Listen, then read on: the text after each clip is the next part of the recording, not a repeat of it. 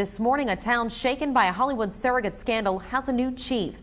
Lieutenant Andy Klotz, who has been serving on the heels of Bridgeport police getting a new chief, we're learning that former Martins Ferry police chief Barry Carpenter will not ask for a new trial. It's hard for me because I see football now, and that to me is a true sign of fall. So I love fall, don't get me wrong, I just hate the season that happens afterward. Yeah, the hardest months are January, February, and March. Okay. Just drag. Yeah, oh, I know. Just forever. Totally. All right, well, we're going to talk a little. A former WVU nursing student is saving lives long after she's gone. Now her family is talking about the miracle that has emerged from their tragedy, and they're encouraging others to be selfless like their daughter.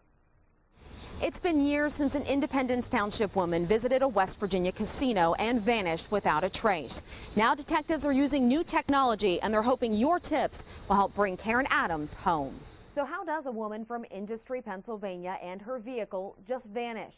We take a look back at this case and hear from those closest to it. Marshall County officials and citizens were invited to a Power of 32 community conversation yesterday. It's a regional initiative involving 32 counties in 4 states: West Virginia, Ohio, Pennsylvania, and Maryland. 7 News reporter DK Wright was in Marshall County and filed this report. March 11, 2007 was a day like any other for 55-year-old Karen Adams, a teacher's aide and employee at Deer Trails Country Club in Industry.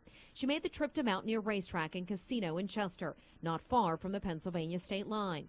She spent some time inside trying her luck. Surveillance video shows her leaving the casino in the early morning hours of March 12. She never made it home. From that point on, I just knew something bad had happened. Karen was not the type of person that would just take off on her own, so I knew it had to be bad. I just didn't know it was going to take 3 years. 3 years of unanswered questions and extensive searches. What happened to Karen? What happened to her car? A 2005 Suzuki Forenza with Pennsylvania license plate number ETD 5587. Both seem to have vanished.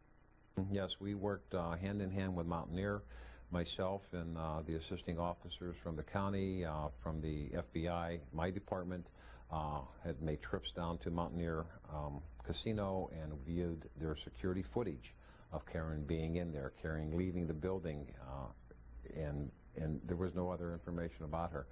Followed up on every sighting that we possibly had on Karen, and talked to and interviewed everyone that possibly seen her. Any facility that might have had a sighting of her that had any video equipment within the facility, we received copies of that and looked at that to make sure it wasn't Karen. A frustrating 3 years for her family, waiting for anything. They just need that one tip, that one lead that will bring Karen home. Some days are good, most of the days are bad. You just want closure. I want Karen back. I want closure. And I think that's what we all want. We miss her. In my mind, we've had enough accidents. We've had enough explosions. We've had enough people killed in the state, in the nation. We don't have to do that. We know how to mine safely. We know how to keep the miners protected.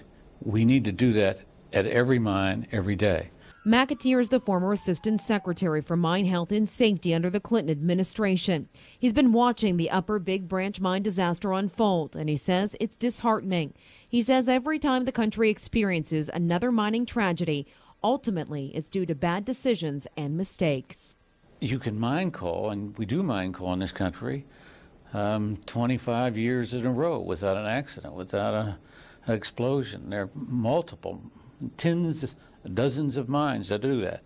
When asked if he'll be involved with this investigation, McAteer wouldn't comment, but he does say whomever is involved must come to a conclusion.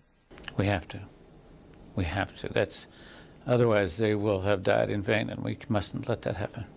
He's watching the efforts in Raleigh County with a heavy heart and determination, his heart going out to the rescue teams and to the families. It's just so sad. We don't have to have this happen. We've got to stop them. We've got to stop them now. This has to be the last one. Yeah. Middle and high school students running alongside tractor trailers, running uphill alongside buildings and parked cars, through potholes and debris. Not an ideal place for anyone to run, let alone students trying to train and practice for upcoming track events. But this has been the norm over the past 50 years at Cameron High School. They had promised the people in 1958 that they'd have a track in a year or two. it's been over 50 years we have no track. I started coaching in 1990, and here this is 20 years later. We still aren't, well, we don't have a track, and we're building a new school, and we'd like to have one whenever we start this new school. The new school is being built starting this summer with a completion date of October 2011. Evans and other concerned parents and residents have formed the Cameron Track Committee, determined to raise the $1 million needed to build the track behind the new high school. It would keep the kids safe and make the team more competitive. We can't really tell just by running on the parking lot, like what an 800 or a 400 is. And whenever we run against somebody, like in our region, they always have a track. And sharing won't work. Bishop Donahue uses John Marshall's track, so Cameron would be third in line for practice, which would make practice late at night not an option. And this isn't just a track for students, it's for everyone. We want it primarily for the track team, but we will use it. We should be able to use it during cross-country season for cross-country practice if we want to use it. The field could also be used by the football team as a practice field, or the middle school could use it as a football field. Phys ed classes, the community can use the track to walk on.